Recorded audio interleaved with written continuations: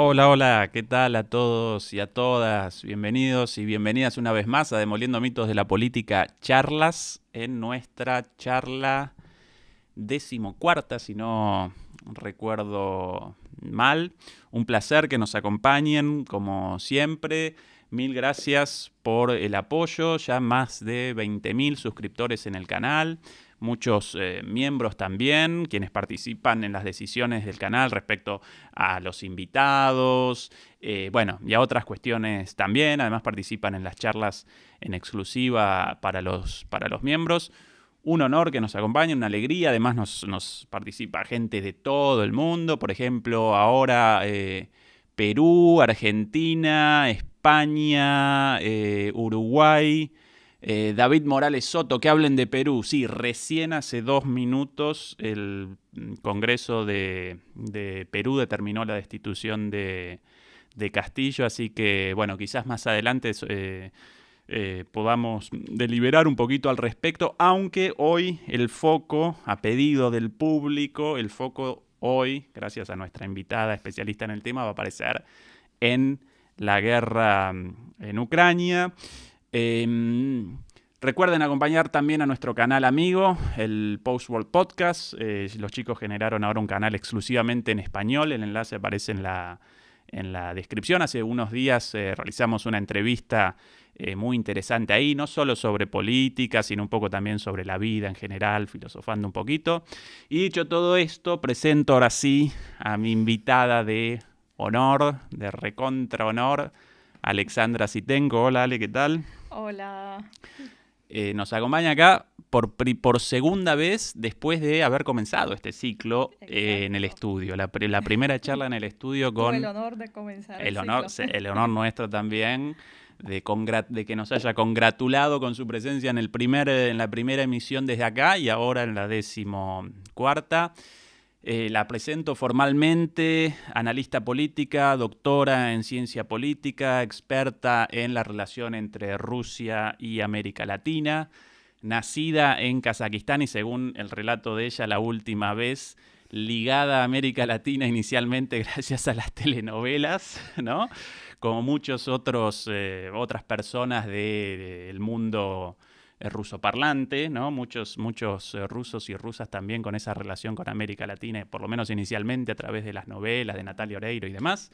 Pero por sobre todas las cosas, una súper experta en el tema y además ella con, bueno, su lengua materna, el ruso, entonces ella con un acceso a las fuentes directas, a los debates, a las discusiones, incluso a la Duma, al Parlamento ruso, un acceso imposible para todos nosotros, más allá de los traductores y del uso de Internet. Así que hoy el foco en la guerra, como muchos de ustedes siempre machacan, queremos más sobre el tema de la guerra, y nosotros en el canal no solo presentamos cuestiones sobre la guerra, pero hoy sí de nuevo.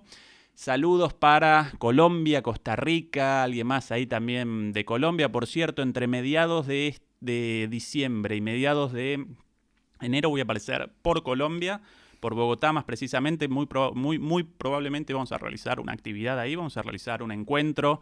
Así que los demoledores y las demoledoras, quienes quieran participar en esa actividad, pues van a poder. Y después, entre mediados de enero y de febrero, por Argentina, así que también vamos a realizar actividades y transmisiones desde ahí. Dicho todo esto, redondeo y comienzo, Ale, con el disparador para esta charla. Comenzó el invierno propiamente. Rusia retrocedió en Jersón, en los territorios ubicados al otro lado del río Dnieper, incluida la ciudad, o la mayor parte de la ciudad de Jersón. Comenzó una nueva fase en la guerra, distinta a la anterior, y en la cual quizás podamos o pueda comenzar muy lentamente un inicio de negociaciones tendientes a la paz. Bueno, primero yo quisiera separar las dos preguntas. Sí. Primero la nueva fase y luego el tema de negociaciones, Bien. porque para mí, lamentablemente, no existe una conexión directa. O sea, hasta ahora no la veo. Por eso primero, sobre la nueva fase que estamos presenciando ahora en la región de Donetsk, de Donbass, ¿sí? Cerca de la ciudad de Bakhmut. La situación es horrorosa, realmente es una guerra brutal de posiciones y los expertos militares incluso la situación ahí comparan con las batallas de desgaste durante la Primera Guerra Mundial, con muchas víctimas, o sea, los soldados que hacen frente no solo a los combates, sino hacen frente al frío, hacen frente a la humedad. Los hospitales de campaña están desbordados de heridos. O sea, la situación está muy dramática ahí. ¿Y cuánto va a durar? En realidad, muy pocos analistas, expertos vaticinaban que iba a haber esos combates tan fuertes ahora, precisamente por las condiciones meteorológicas que no eran para nada favorables. Sí, con el lodo poco transitable para la técnica militar, o sea, más bien se contaba con una pausa de los combates. Pero yo creo que por un lado, Ucrania está en la posición ahora en una ofensiva estratégica, en la posición o sea, quieren usar esa fuerza que han desarrollado a partir de finales de verano, a partir de agosto, para hacer reconquistar los territorios perdidos, mientras que el ejército ruso, después de lo que está percibido como una derrota, lo que ha sido percibido como una derrota, o sea, las tropas se retiraron, por ejemplo, de Gerson, no fueron derrotados en el combate, en el campo de batalla, pero esa retirada fue percibida claramente como una derrota. Entonces, el ejército ruso necesita, y yo creo que Putin políticamente necesita una victoria ahora. Sí. Y la ciudad de Bakhmut, esa ciudad que sí, además de ser un centro regional bien importante, una ciudad regional importante, también es un centro, una vía de transporte importante tanto para Ucrania como para Rusia. O sea, es una oportunidad para ellos. Y creo que después, al terminar esa batalla, gane quien gane, podríamos contar con una especie de pausa. Sí, Bakhmut además aparece ubicada en Donetsk, con lo cual representa una ciudad ubicada en la región de Donetsk. Claro, en una de las provincias en disputa. Sí. Además aparece de camino hacia Kramatorsk. Kramatorsk, la capital improvisada por Ucrania después de la toma de la capital real del Oblast de Donetsk. En disputa desde hace ya bastante tiempo. Si no recuerdo mal, en ese lugar del frente de batalla, las tropas de Wagner, los mercenarios de Wagner, capitanean los ataques. Y esto en una cuarta fase quizás de la guerra. Si quieren puedo recapitular muy rápido las fases. La primera, la fase ofensiva con el objetivo de la toma de Kiev en el contexto de una blitzkrieg, de una guerra relámpago, con el objetivo del derrocamiento o por lo menos de la capitulación de Zelensky, la declaración de neutralidad. No pueden con eso los rusos por la defensa de Kiev.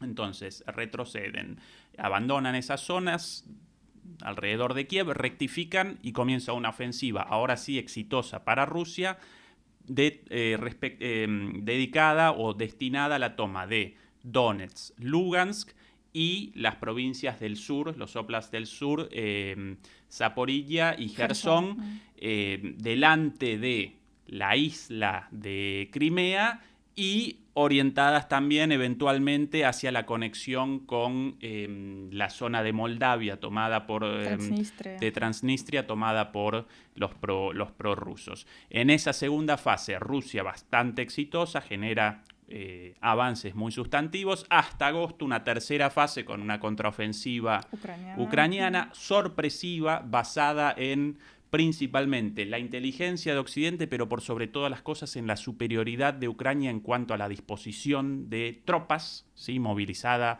totalmente Ucrania, tropas y hombres, una ofensiva rápida, sorpresiva, en la parte norte, en Kharkiv o Kharkov, según como lo llamen en ucraniano o en ruso. En ucraniano, sí, en ucraniano Kharkiv, en ruso Kharkov. Kharkov.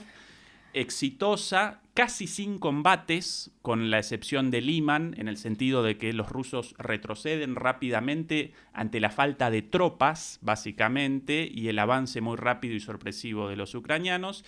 Y después de eso, bueno, restablecido el frente de batalla, la línea de limitación de los combates un poquito más atrás, después Rusia determina la retirada de Jersón, esta vez no de manera sorpresiva y apresurada, sino planificada por una cuestión estratégica de que el río Dnieper aparecía por detrás y por ende el aprovisionamiento de esa ciudad representaba una dificultad, pero también porque no aparece entre los objetivos principales. Entonces Rusia ahora aparentemente comienza una cuarta fase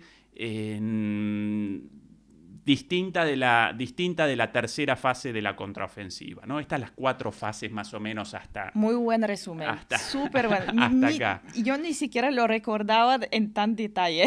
Nosotros con un video hecho llamado Cuarta fase de la guerra, si quieren ahí la explicación de esto mucho más en detalle en el canal y con algunas consideraciones un poquito más específicas.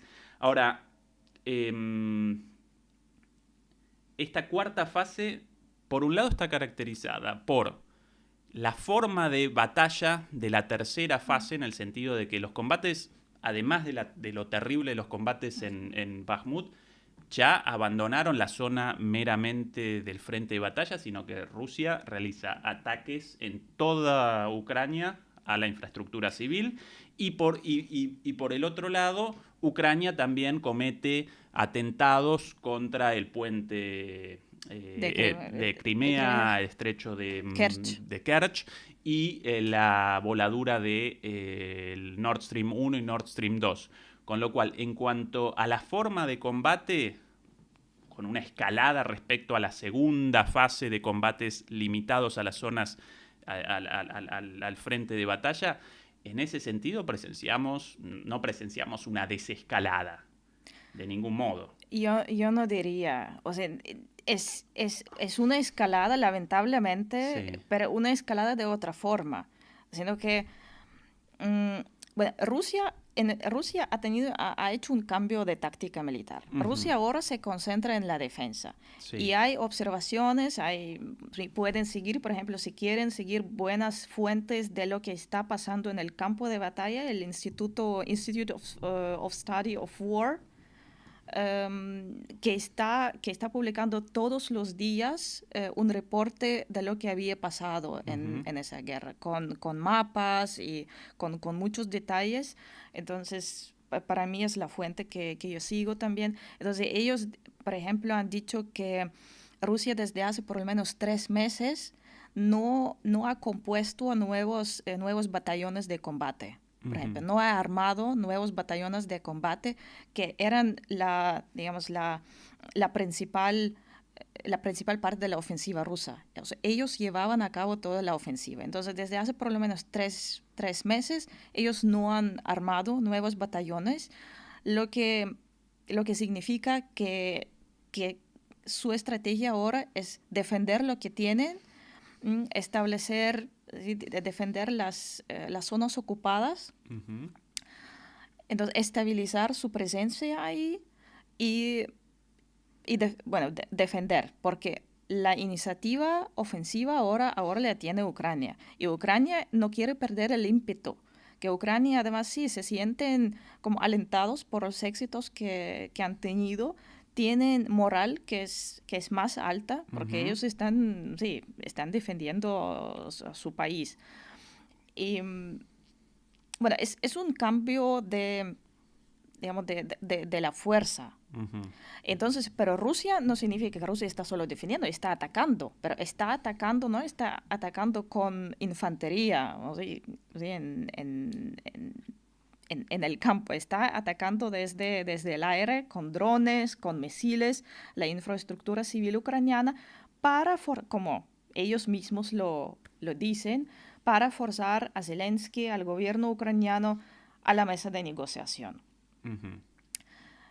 Es el principal objetivo. Pero Ucrania también realiza ataques ahora en las ciudades en Rusia. Ahora en Rusia también. En Rusia también, con drones. Sí, con 2 aeropuertos atacados. Por ende, efectivamente, el campo de batalla ya, a diferencia de la tercera fase, ya no aparece limitado al frente de batalla, sino que aparece en la retaguardia también. ¿Sí? Claro que Rusia presenta una superioridad aérea mucho más grande que la de Ucrania en ese sentido, pero también Ucrania perpetró en los últimos días ataques a aeropuertos ubicados bien lejos del frente bien lejos. de batalla. Kursk, por ejemplo, la ciudad de Kursk, en la ciudad de Belgorod, ahí hubo, que está más cercana a la frontera, ciudad rusa, ahí hubo ataques básicamente, prácticamente desde el inicio de la guerra, desde el inicio. Pero Kursk, que ahora el gobernador de Kursk está poniendo esas estructuras de defensa antitanque. O sea, que en las calles de Kursk, sí. Eso es algo nuevo, no visto hasta ahora en esa guerra. O sea, lamentablemente, sí, deberíamos contar con nueva escalada y, o sea, con una guerra que se va a ampliar en los próximos meses, lamentablemente, sí. Más bien que se va a achicar y, sí, o sea, estamos dirigiéndonos hacia una ampliación de guerra que hacia su fin. Otro indicio importante, que todavía no sabemos qué significan esos acontecimientos, esos eventos. Sí. Por ejemplo, el encuentro entre los ministros de defensa el fin de semana pasado, de Bielorrusia y de Rusia.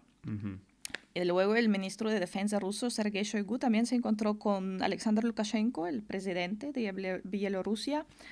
Lo que acordaron, bueno, no se saben los detalles, pero aparentemente lo que acordaron es introducir cambios, modificaciones en su acuerdo mutuo de seguridad conjunta entre Rusia y Bielorrusia. Y se rumorea que eso significa también que pueden, no se rumorea, el mismo Lukashenko lo dijo, que están al punto de formar un ejército conjunto entre Rusia y Bielorrusia. Sí. Entonces, ¿qué significa eso? Que Bielorrusia podría entrar más directamente en la guerra, aunque ya, digamos, ya es parte, se puede decir que es parte de la guerra, porque muchos ataques, como la mitad de los ataques de los drones por parte de Rusia son desde el territorio, se realizan desde el territorio de Bielorrusia ya ahora. Sí, sí. Saludos para J. Jones desde Nueva York. Atención a esto, Ale, la cantidad de gente de distintos lugares del mundo, desde Cuba, Nicaragua, Colombia, Nueva York, Turquía. Qué lindo, wow. qué lindo que nos Muchas acompañen gracias. Desde lugares Nos alegramos. Tan diversos. Sí. Ale, evidentemente la introducción de los drones como arma de guerra determinó un cambio en la forma del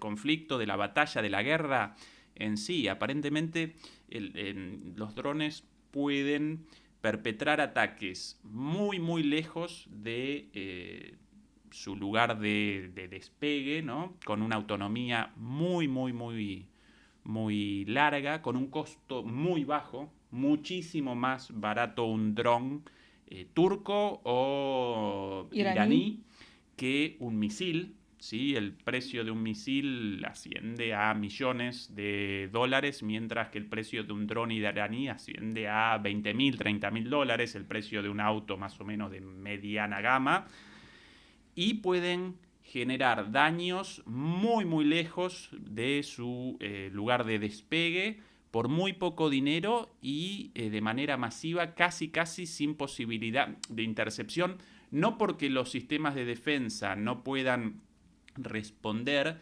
sino por la masividad. Ningún sistema antimisiles o de protección de ataque aéreo puede responder a ataques masivos rechazando el 100% de los ataques. Podrán con un 70-80%. El resto, el 20% de los misiles o drones restantes alcanzan su objetivo.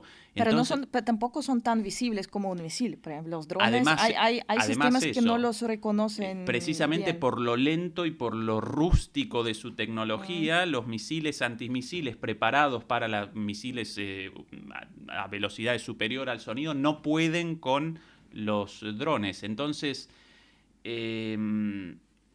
¿cuánto de esto va a generar ataques, en tu opinión? ¿O en qué medida esto va a generar más ataques dentro de Rusia? ¿Cómo podría responder Rusia a esto? En el contexto de este acuerdo con Bielorrusia, en el contexto de estos ataques de Rusia a la infraestructura civil, Ucrania a oscuras y sin calefacción a inicios del invierno y presión por primera vez de Estados Unidos para una negociación también. ¿Cuán probable también, en tu opinión, una negociación? Bueno, eso depende de cómo entiendes tú una negociación. O sea, hay negociaciones o sea, si estamos hablando de una negociación con un resultado final, para mí no es probable por el momento. O sea, y yo también he tenido oportunidades para conversar con especialistas en negociaciones, incluso con gente que participó en las negociaciones de entonces del proceso de Minsk entre Rusia y Ucrania, que dijeron, pero hablar de un resultado final no tiene ningún sentido. No, porque sí, en este momento imposible. O sea, si hablas de un acuerdo como ¿qué podría pasar con Crimea? ¿Qué podría pasar con Donbass? ¿Qué podría pasar con los territorios anexados por Rusia? Eso no tiene sentido porque cualquier resultado o cualquier teoría que presentas va a ser rechazada por uno o por otro lado. Entonces, creo que lo que sí podría ser posible, primero ya tenemos primer resultado, ya tenemos negociaciones creo que desde verano, cuando empezaron, o primavera, las negociaciones sobre el acuerdo de grano. Claro, conversaciones. Sí, negociaciones en el sentido, o sea, de una conversación por primera vez en paralelo al conflicto directo armado. Exacto. Una negociación. Una conversación diplomática. Pero con un resultado, claro. Con un alivio, con un resultado que significa alivio para Ucrania, para Rusia económicamente, pero también para el mundo, para los países africanos o en Medio Oriente que dependen del grano, ¿sí? el trigo. Sí, el grano en general, trigo mayormente. Pero sí, trigo ucraniano o ruso. Entonces, el próximo paso, creo yo, podría ser una especie de ampliación de ese acuerdo, ¿sí? Ese acuerdo podría ser núcleo para otras iniciativas, para pasos pequeños. Segundo paso, ya se está esbozando, está presentando poco a poco. Desde hace meses también se habla de un posible acuerdo en torno a la central nuclear en Zaporizhia para crear ahí una zona desmilitarizada. En los días pasados, el director, tu paisano, Rafael Grossi, dijo que se estaba discutiendo un acuerdo. Claro que no hay muchos detalles, porque nadie dice que estamos al punto de acordar, pero él hizo, en realidad le agradezco mucho el trabajo que ha hecho él durante todos esos meses, viajando a Moscú, viajando a Kiev, viajando a Moscú, viajando a Kiev, hablando, es lo que se llama shadow diplomacy.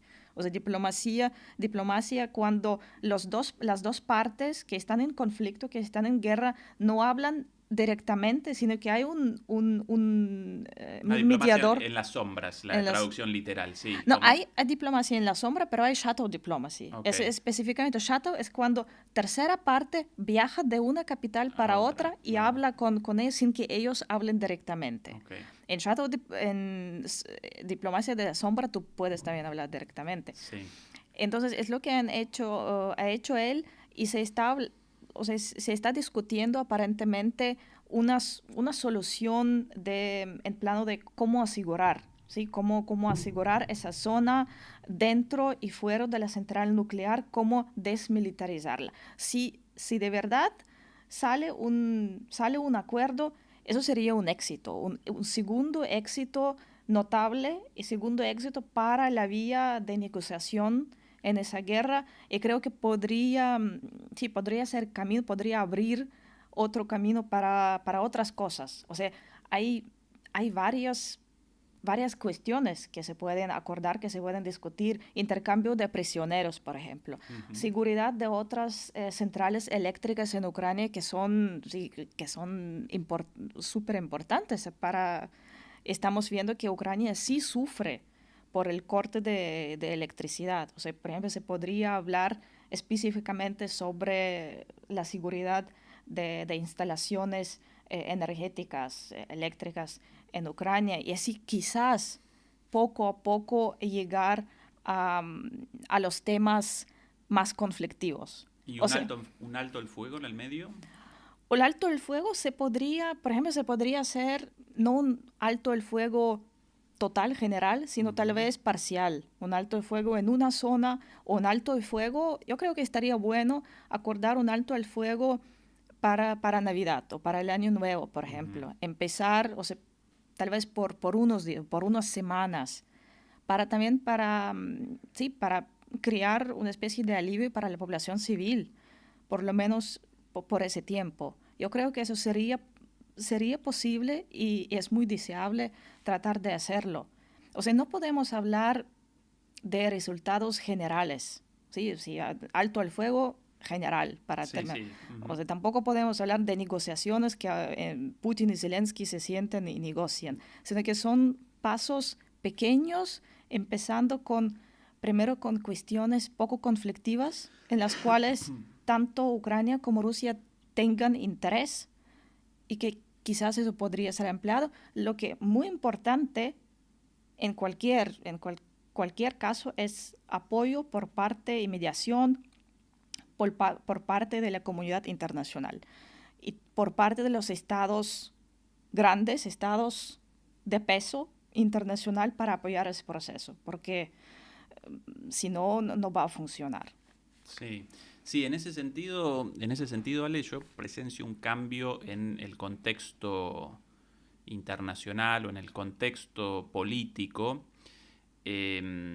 debido a que para Estados Unidos y para Europa, la situación actual aparece distinta de la situación en la cual fueron realizadas negociaciones a los pocos meses del inicio de la guerra, primero en Bielorrusia, después en Turquía, cuando una buena cantidad de puntos ya habían sido determinados en las negociaciones Mm. para la paz, hasta que principalmente Boris Reino Johnson. Unido, Boris Johnson y Estados Unidos determinaron que no querían desactivar el conflicto, llamaron a Zelensky y Ucrania abandonó la negociación y a partir de entonces generó un cambio en sus objetivos. Hasta ese momento aparecía como uno de los objetivos la reconquista de una buena parte de los territorios tomados por Rusia, pero la cuestión de Crimea todavía parecía abierta. A partir de entonces comenzó una postura maximalista de Ucrania de hasta la reconquista de Crimea no abandonamos la guerra, no participamos en negociaciones. Pero solo puedo Sí, sí, sí, agregar un detalle. Sí, creo que fue digamos, sí, el proceso fue ese, lo que sí. acabas de describir, y creo que o sea, no sabemos exactamente qué pasó ahí, por qué se frustraron esas negociaciones. Yo personalmente creo que sí.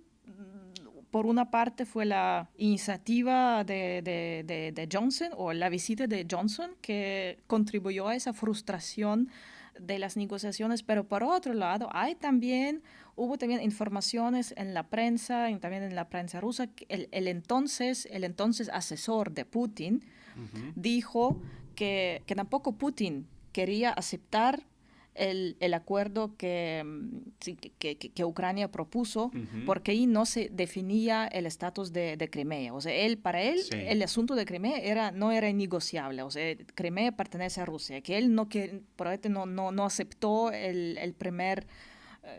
sí, la primera versión de El primer el borrador, primer sí, borrador sí. de acuerdo. O sea, hay también Esa versión. esa versión. Bueno, pero mal que mal las negociaciones aparecían encaminadas Mm, hasta el quiebre de la negociación.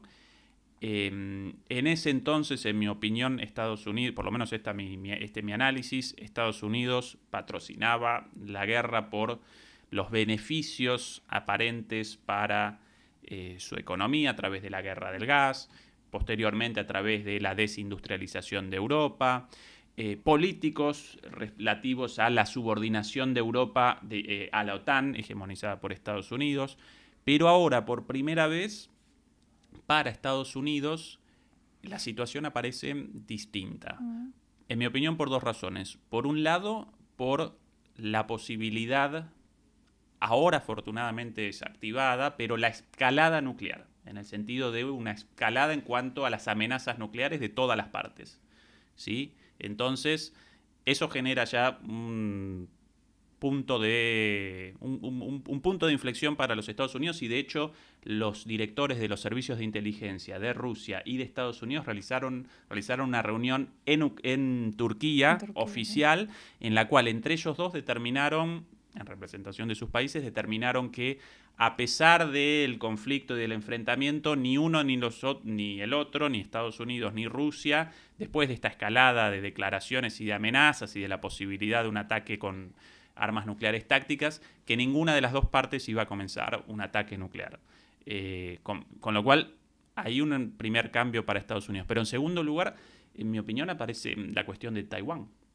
¿Sí? Y una escalada en Taiwán, en parte iniciada por Estados Unidos, respondida por China con prudencia, pero con un límite muy claro, el G7 después, y otra vez después de la reunión entre Xi Jinping y Biden, un intento de acercamiento, pero un límite muy claro establecido por Xi Jinping en cuanto a Taiwán. Para nosotros representa una línea roja. En el caso de una provocación de Estados Unidos en Taiwán, de desembarco de tropas estadounidenses o algo por el estilo, China va a comenzar un conflicto. Y Estados Unidos en este momento no puede o no podría comenzar un conflicto directo contra China, en el cual en el caso de una guerra en Taiwán, Estados Unidos debería participar, por lo menos esa es su promesa, contra una potencia nuclear también como China, en paralelo a lo de Ucrania.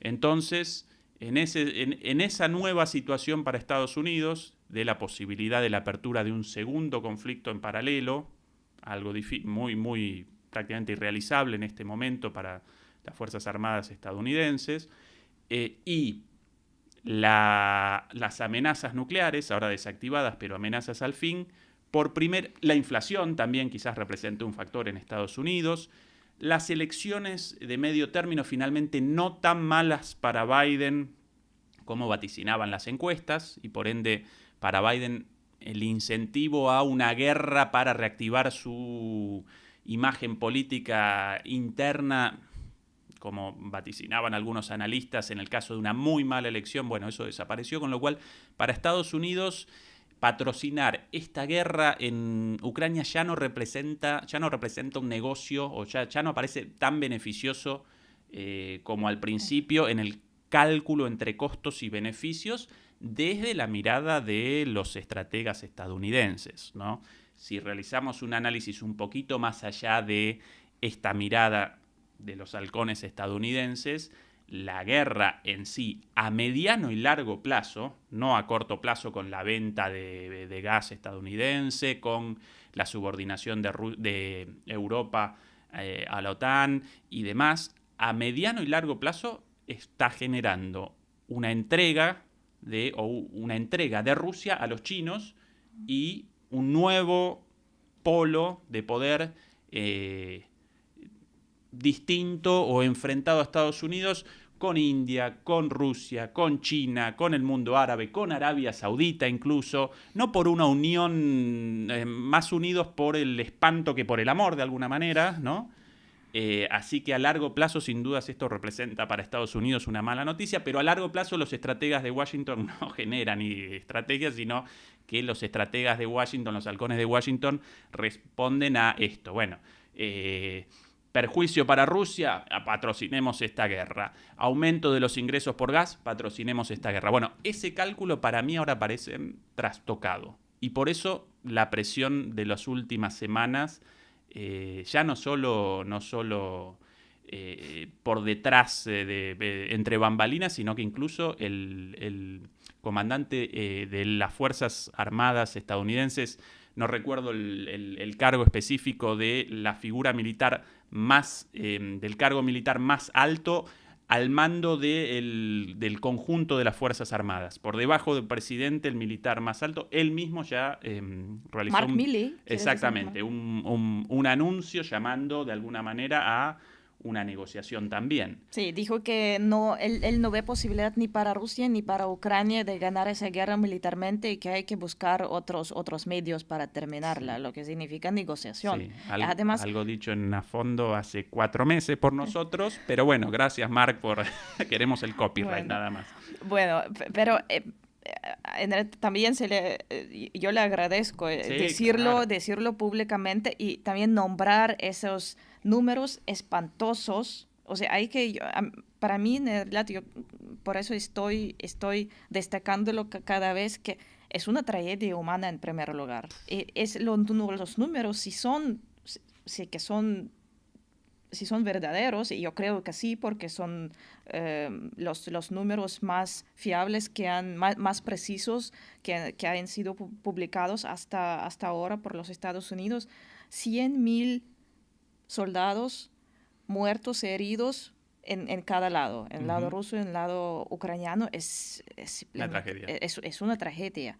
Y confirmados después por Ursula von der Leyen en una declaración fallida en un video después retocado. ¿Recordás eso? Que presentó un video en el cual quería precisamente establecer el foco en lo trágico de esta guerra y realizó una declaración sobre los 100,000 muertos en Ucrania, 100,000 soldados muertos, e inmediatamente... Muertos y heridos, Ella lo llamó muertos y después, ante la inmediata reacción de Ucrania, no rechazando la cifra, sino respondiendo que las cifras oficiales representan una cuestión de Estado secreta, y entonces rectificó von der Leyen a través de una asesora con un tuit, y la forma ahí de acomodar ese acto fallido, no, 100,000 en total con heridos y civiles y una cosa así, pero en el video original bien claro que 100,000 soldados muertos ucranianos, y todos los indicios aparecen en ese sentido, y de Rusia seguramente otro tanto, con lo cual,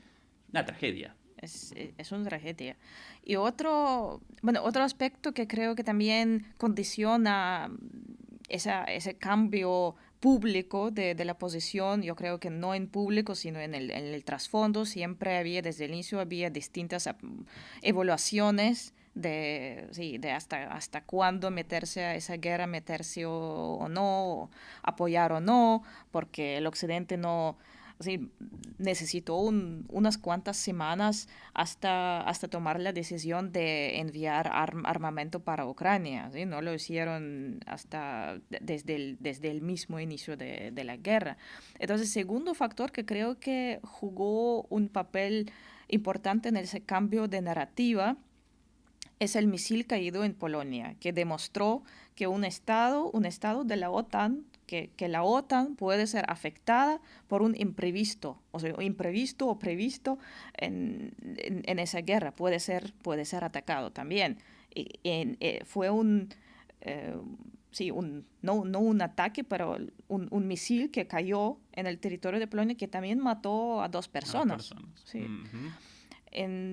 Sí, ese creo que también fue algo que hizo repensar, que hizo en Washington repensar, porque Washington no quiere no quiere, lo ha dicho claramente y yo estoy segura que están firmes en su posición, que ellos no quieren entrar directamente en esa guerra. Sí. O sea, la OTAN no va a entrar en esa guerra y yo puedo imaginar que sí, que estarán algo molestos ya por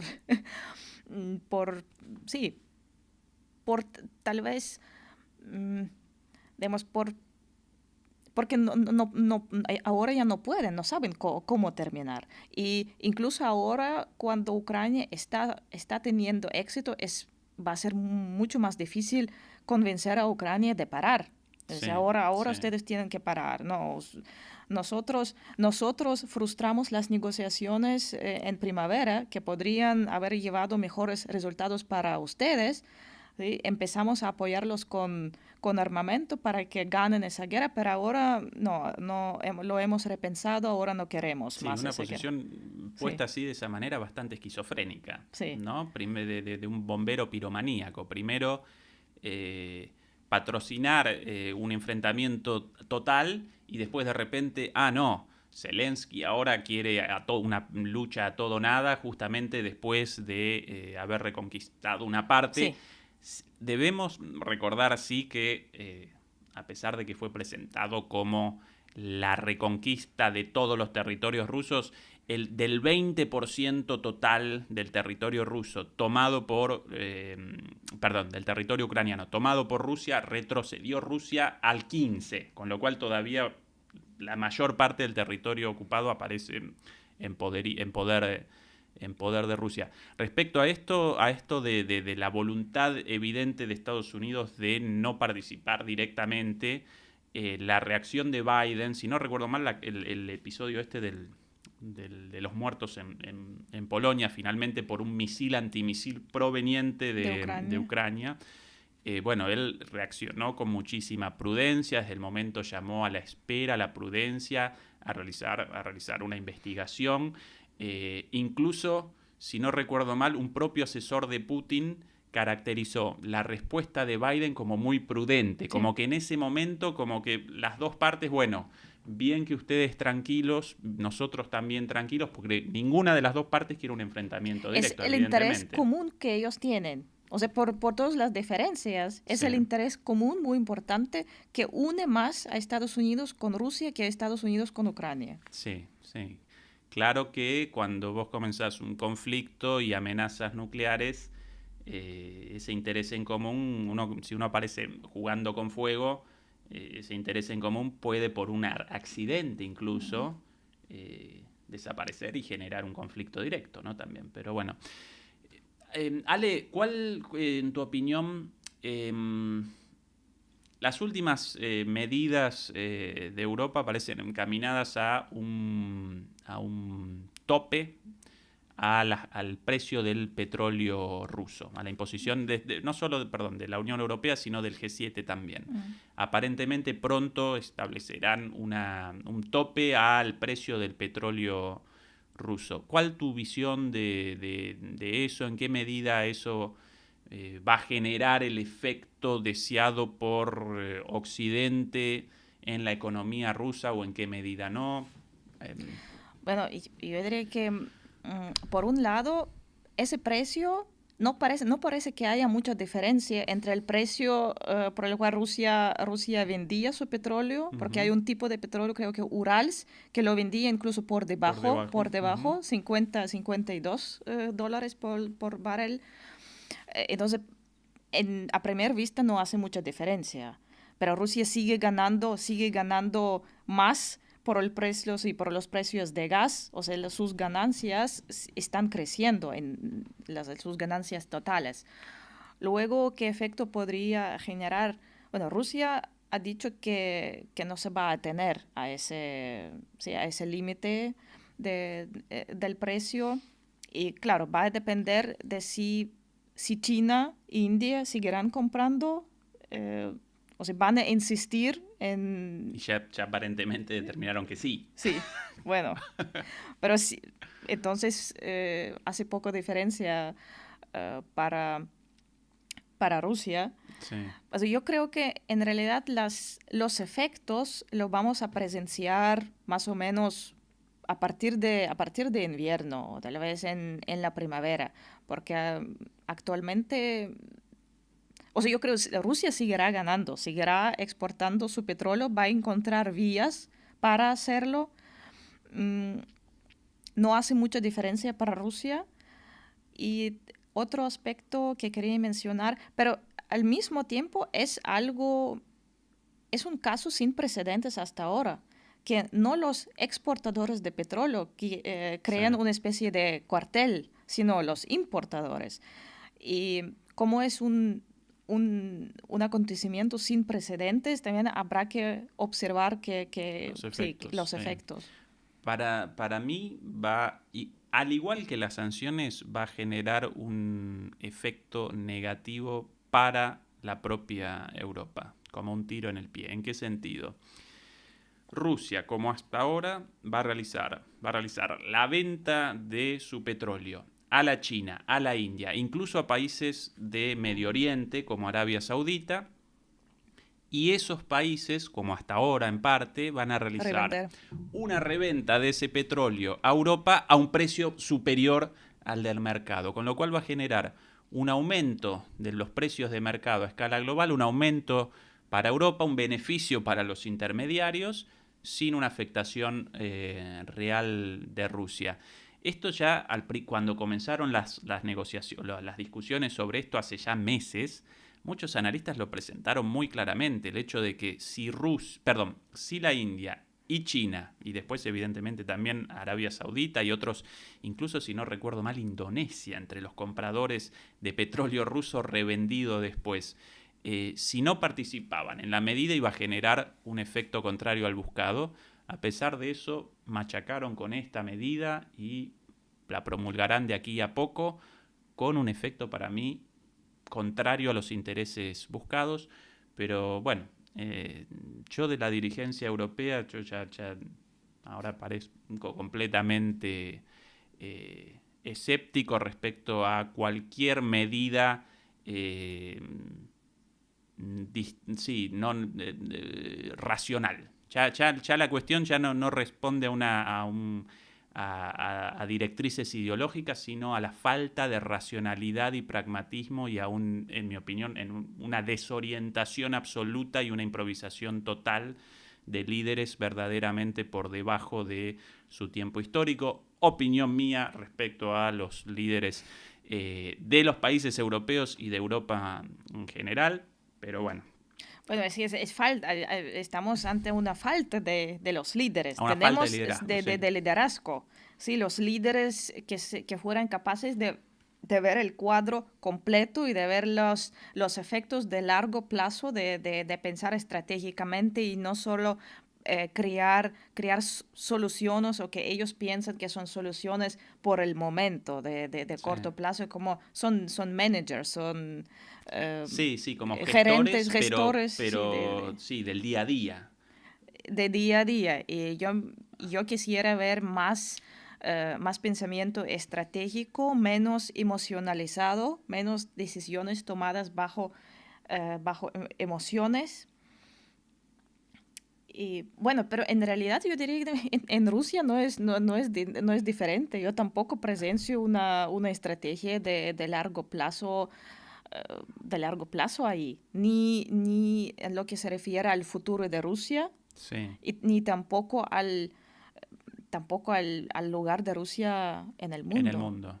Sí. Porque así, con de esa situación en que estamos viviendo, de confrontación creciente de Rusia, ninguno, en realidad, a largo plazo, ninguno saca provecho de Sí, esa confrontación continua. de acuerdo, pero Rusia participa directamente en esto. Rusia participa en esto por la cuestión de la OTAN, por la cuestión de su seguridad, por la cuestión de los territorios ocupados, los territorios de habitantes, sí, del Donetsk con rusos étnicamente, con habitantes étnicamente rusos, y comete errores en parte también en su planificación, pero participa de manera directa. Europa en esto participa por iniciativa sin ninguna necesidad. Esta crisis económica para Europa representa una crisis autoinfligida. Lo de Rusia, con los errores en muchas cuestiones militares y políticos, aparecen en el contexto de un conflicto afectándolo directamente. En cambio, Europa en este momento, este liderazgo o esta falta de liderazgo europeo, para mí hoy Europa representa un protectorado de Estados Unidos. Fue posicionada en esa posición, abandonó por completo el proyecto de una Europa independiente, de una seguridad propia europea, de fuerzas armadas europeas, de una relación, de un proyecto de seguridad en buenos términos con Rusia, con una alianza con Estados Unidos, pero también con cierta independencia, con una industria capitalizando los beneficios del gas bueno, bonito y barato de Rusia y exportando a todo el mundo. Hoy aparece en recesión, con inflación, la industria abandonando Alemania y desembarcando en Estados Unidos. Yo no lo veo de manera tan dramática como tú. Y yo creo que también, y se quedó claro también en las semanas pasadas, que hay grietas en esa relación entre Europa y Estados Unidos, donde aparece, no sé si le viste ese artículo en Político, donde los diplomáticos europeos hablan claramente de que dicen por primera vez que Estados Unidos están beneficiándose con esa guerra y están indignados de cómo Estados Unidos tratan de sacar llamar a las inversiones a través de subsidios con la ley de contra energía, la inflación. De energía verde o y la ley contra la inflación también.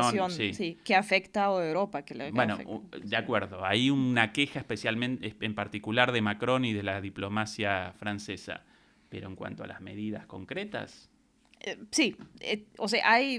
Pero eso evidencia, yo tampoco cuento con medidas concretas. Yo no cuento con que esa relación o esa alianza se vaya a quebrar y cada uno va a ir su propio camino. Eso no va a pasar. Pero vemos que tampoco, nada es tan claro o de una cierta... no lo puedes interpretar solo hacia una dirección, diciendo que Europa completamente depende de los Estados Unidos. Sí hay hay sobre todo dependencia militar de la protección por parte de la OTAN, pero económicamente... No, claro. Sí. Militarmente, políticamente, pero mi punto de crítica respecto a Europa generó esta situación en este momento. Si Europa hubiera desactivado este conflicto, o por lo menos realizado un intento de desactivar este conflicto, entonces estoy de acuerdo, sí. No aparecería necesariamente subordinada a Estados Unidos. Y esto también lo podemos presenciar ya no solo en las alianzas estratégicas, porque bueno, por una cuestión histórica Europa no iba a abandonar su alianza con Estados Unidos, no debía tampoco, pero de ahí a determinar que va a realizar por ejemplo, Alemania, un reayornamiento, una renovación de sus fuerzas armadas con aviones estadounidenses, en lugar de con aviones europeos. Abandona por completo los proyectos de defensa y seguridad en el marco de la Unión Europea. ¿En qué medida eso genera beneficios para Alemania o para Europa?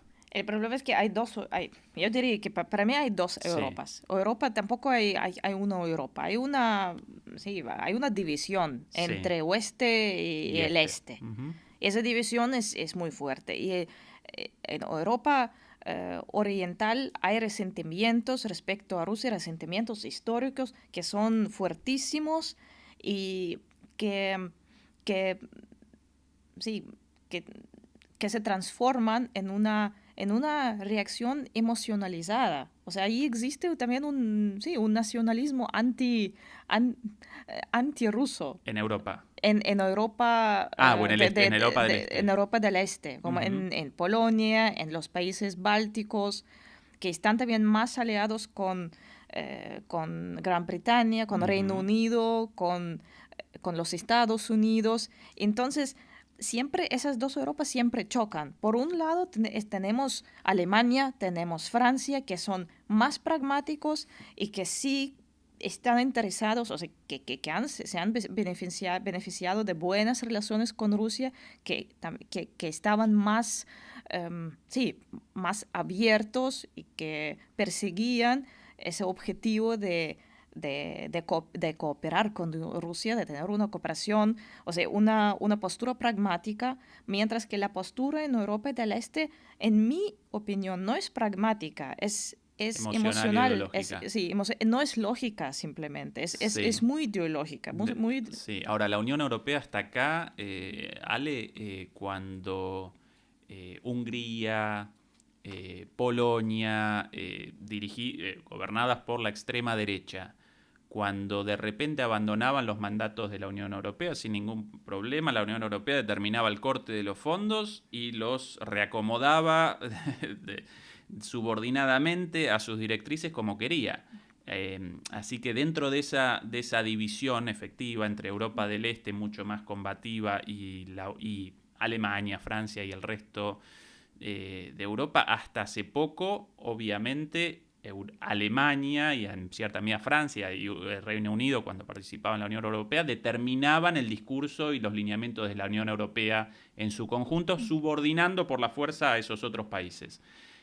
Hoy día el discurso de la Unión Europea lo determina mucho más Polonia, sí, que Alemania y que Francia, increíblemente. Y esto con la complicidad de Alemania.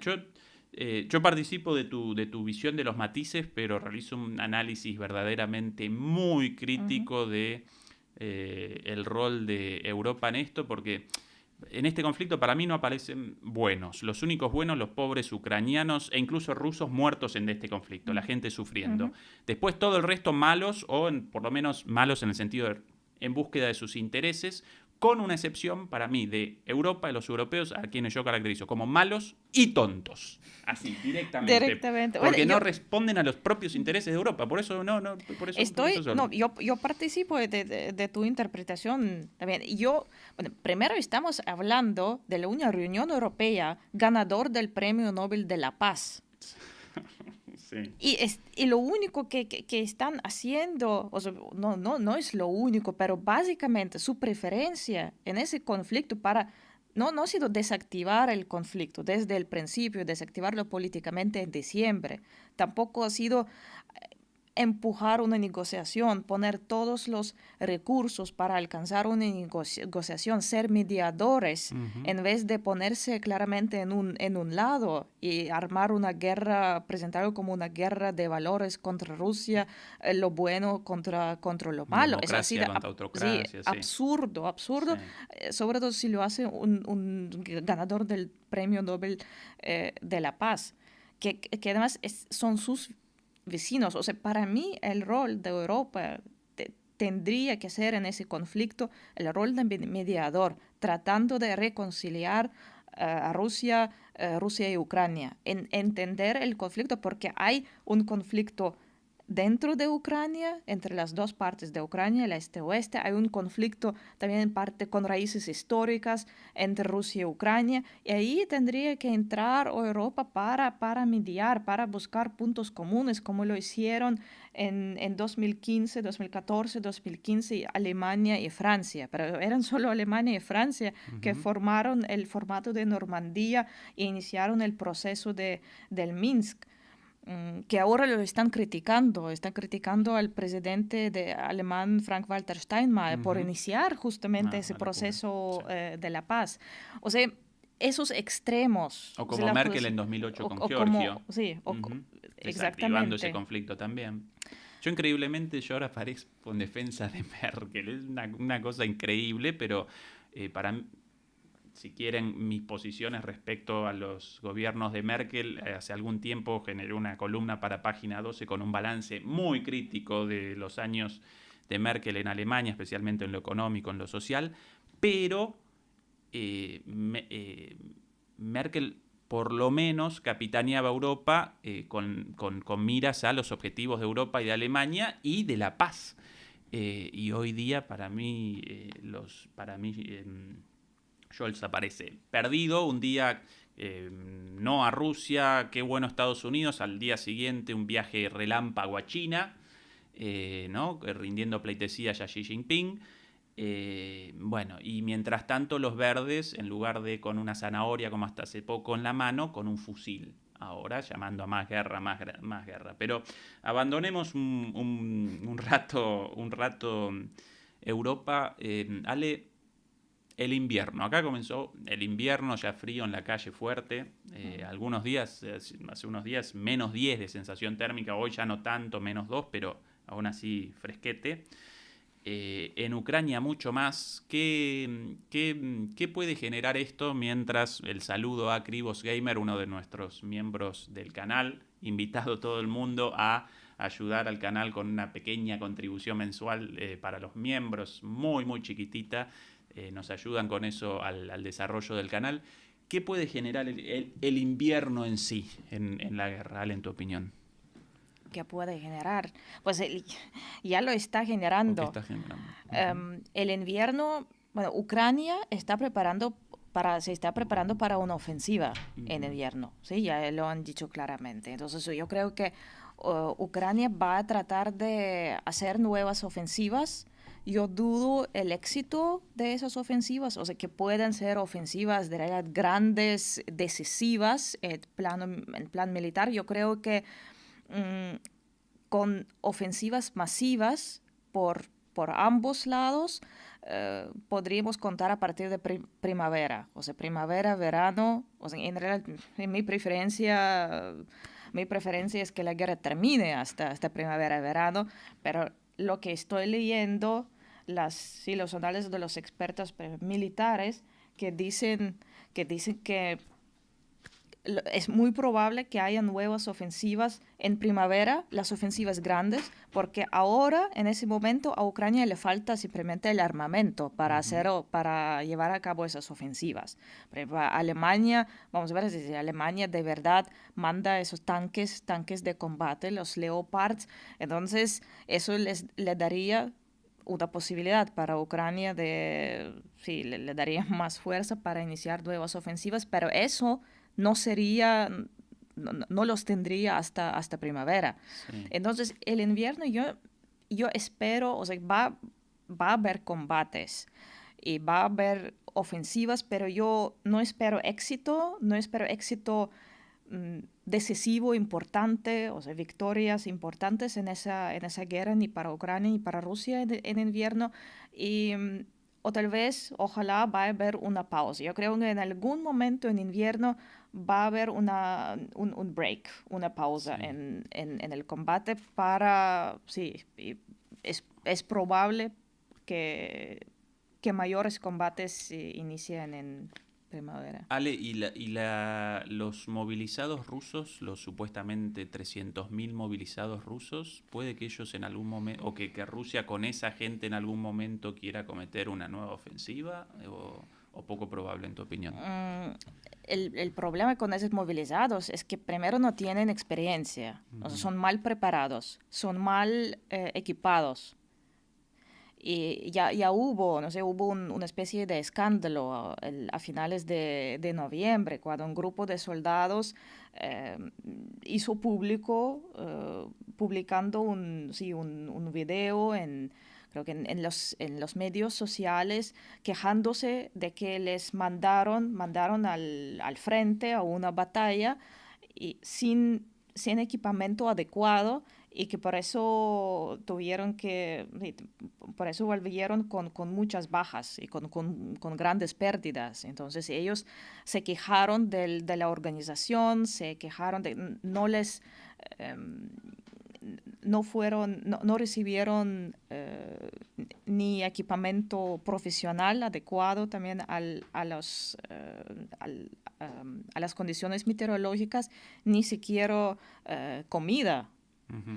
O sea, que hay problemas con suministro en el ejército ruso, y eso genera indignación y eso genera problemas. O sea, yo no veo que esa gente también tenga el ímpetu, tenga la voluntad de batalla, simplemente no lo quiere, no la tiene. Mientras que a Ucrania, sí, por otro lado, o sea, Rusia puede enfrentarse a la falta del personal, de soldados, falta del material, del equipamiento para personal militar, equipamiento también técnico. Si ya tienen que comprar drones iraníes, que ya quieren iniciar su propia producción de los drones iraníes en Rusia. Al mismo tiempo, Ucrania y el Occidente están experimentando falta de munición. Sí, la OTAN incluso está pensando invertir en las antiguas fábricas en República Checa, en Bulgaria, creo que en Eslovaquia, para producir no misiles, o sea, producir partes para misiles de tipo soviético, o sea, proyectiles, creo que proyectiles de un cierto tamaño, que es tamaño soviético, que solo porque por los las ucranianos, armas soviéticas en manos de los ucranianos. Exactamente, ¿no? O sea, son proyectiles especiales que pueden, que solo ese tipo pueden usar los ucranianos, que son equipados con armamento soviético todavía. Sí, algunos analistas improvisados recuerdan los éxitos de Rusia gracias al invierno contra Napoleón y contra Hitler, éxitos reales, pero en realidad esos éxitos no respondieron a que los rusos puedan realizar acciones militares mejor que el resto en invierno, sino al hecho de que Rusia aparecía en la posición defensiva en el invierno. Exacto. Y que el invierno genera, por sobre todas las cosas, dificultades para las partes en posición ofensiva, para los atacantes, porque genera dificultades en el transporte, genera dificultades en la logística, en el frío, para las tropas movilizadas. Entonces, muy probablemente este invierno va a generar, por un lado, dificultades para más ofensivas ucranianas, pero también dificultades para más ofensivas rusas, porque ayuda a las posiciones defensivas de ambos. Claro, por eso que digo, yo no espero una movilización, ¿sí? Un movimiento en esa guerra, un movimiento grande en invierno. Para mí es una buena oportunidad para acordar un alto al fuego, por lo menos en unas zonas, o por lo menos por un cierto tiempo. Y yo creo que esa sería una oportunidad. Además, no olvidemos que los militares rusos y ucranianos parece que están en un cuarto en Estambul, ¿sí? En Turquía, juntos, porque es allí donde se acordó el acuerdo de granos, de exportación de trigo,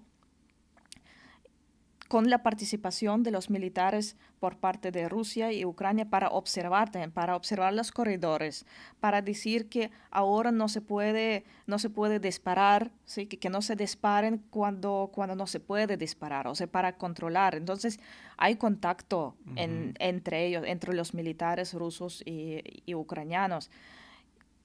O sea, sería una oportunidad para una tercera parte, para un mediador, para alcanzar por lo menos un alto el fuego parcial. El problema es que Ucrania no lo quiere, porque Ucrania argumenta con que eso le dará una oportunidad a Rusia para rearmarse y para prepararse para nuevas ofensivas. Sí. Ale, sobre el final siempre respondemos preguntas, así que los demoledores y demoledoras, si quieren, ya pueden comenzar con las preguntas. Mientras nosotros podemos redondear, Ale, con un tema, de alguna manera, con una visión hacia el futuro, con una perspectiva respecto a el futuro y transcurrido transcurrido este conflicto, ¿cuál en tu opinión, ya esta es una pregunta difícil o un tema difícil para la discusión, pues no, ni vos ni yo ni nadie puede responder esto, pero si vaticináramos la resolución de este conflicto de acá a X años, en tu opinión, ¿cómo aparecerían las cosas? ¿Qué forma presentaría el mapa de Ucrania, de Rusia? ¿Hacia qué lado avanzarían las cosas? Difícil la pregunta, pero bueno. Muy difícil. Bueno, de acá a 10 bueno, años, depende, ¿cuál es la resolución de acá a 10 años? Bueno, depende de qué, o sea, que esperes de mí ser realista desde cómo están las cosas hoy en día o quieres que yo te diga mi visión que prefería sobre cómo están las cosas. O la cabeza o el corazón. Sí. El optimismo del corazón y la frialdad de la cabeza, lo Gramsci. No, desde tu rol realista, incluso quizás cínico como analista. ¿Cuál la resolución territorial de este conflicto? Territorial, política.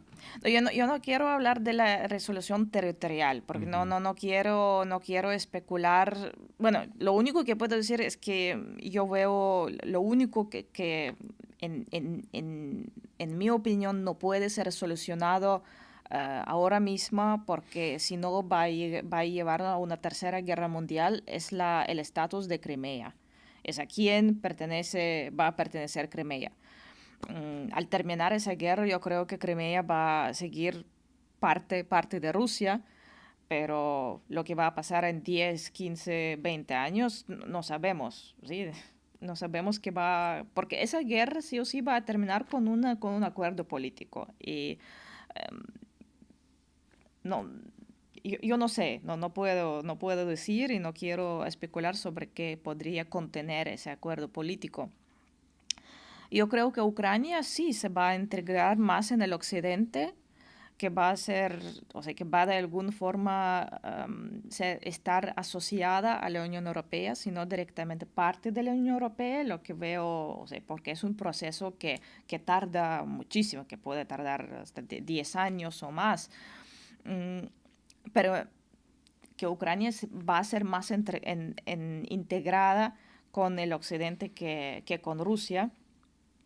El proceso de reconciliación entre las sociedades ruso-ucranianas, porque el proceso de reconciliación política o económico, eso no va a tardar mucho, porque tanto Ucrania tiene intereses económicos y que se beneficiaba también de los vínculos económicos con Rusia, o sea, eso puede ser reanudado en unos pocos meses al terminar la guerra, o sea, pues se puede encontrar una solución, porque política es pragmática, es cínica, o sea, ya eso puede ser solucionado, pero para las sociedades va a durar por lo menos de 5 a 10 años para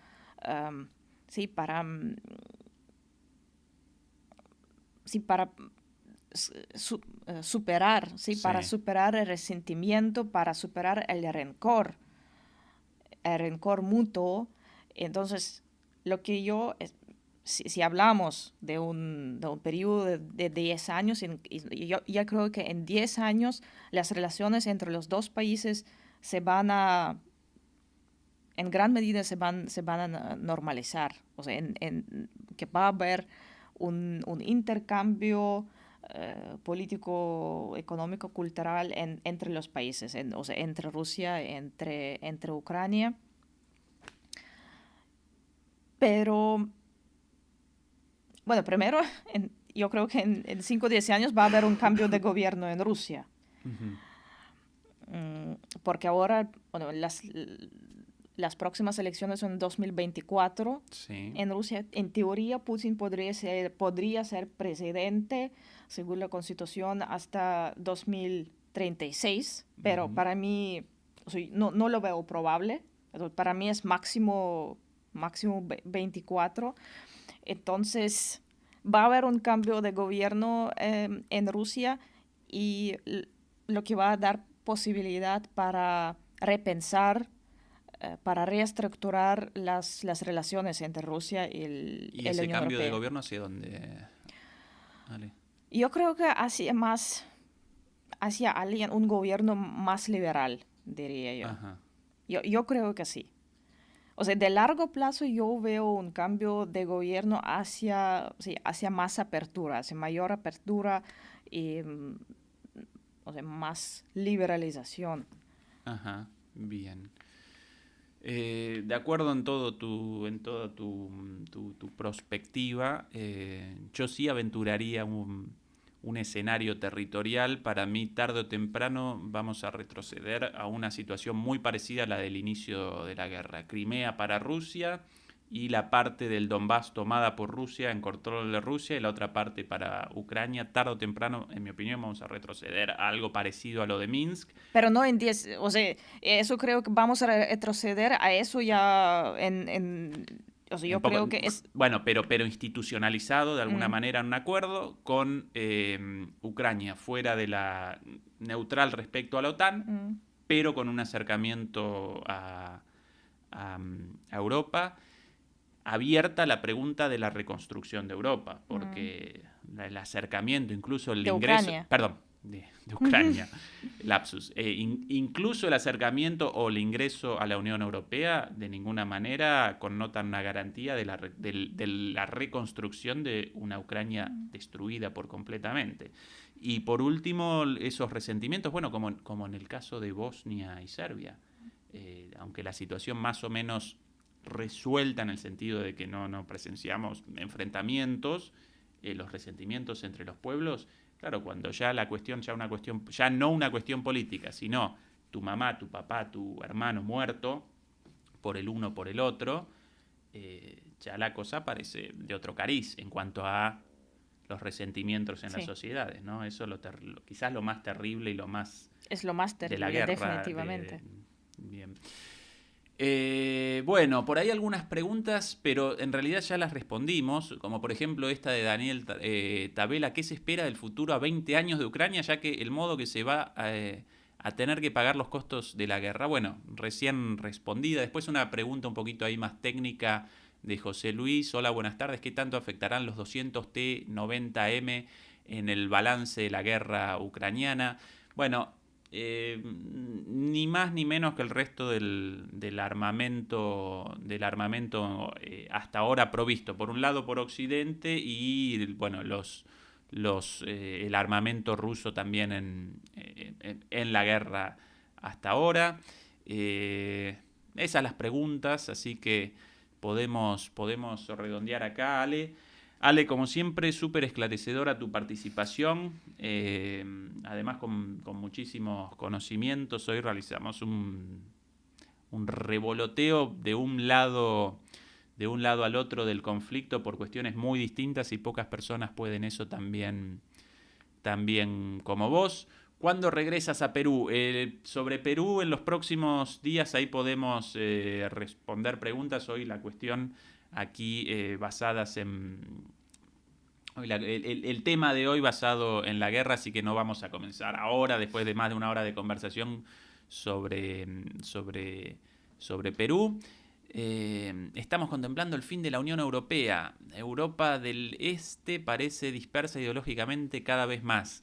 El fin de la Unión Europea, en mi opinión, no, pero sí grietas importantes en la Unión Europea a partir de, en mi opinión, políticas equivocadas con respecto a los propios intereses de Europa. Pero bueno, esa es la última pregunta de hoy. Ale, otra vez, encantado por tu presencia, agradecimiento una vez más, y vos siempre acá invitada al canal como una de nuestras preferidas. Siempre un placer estar aquí.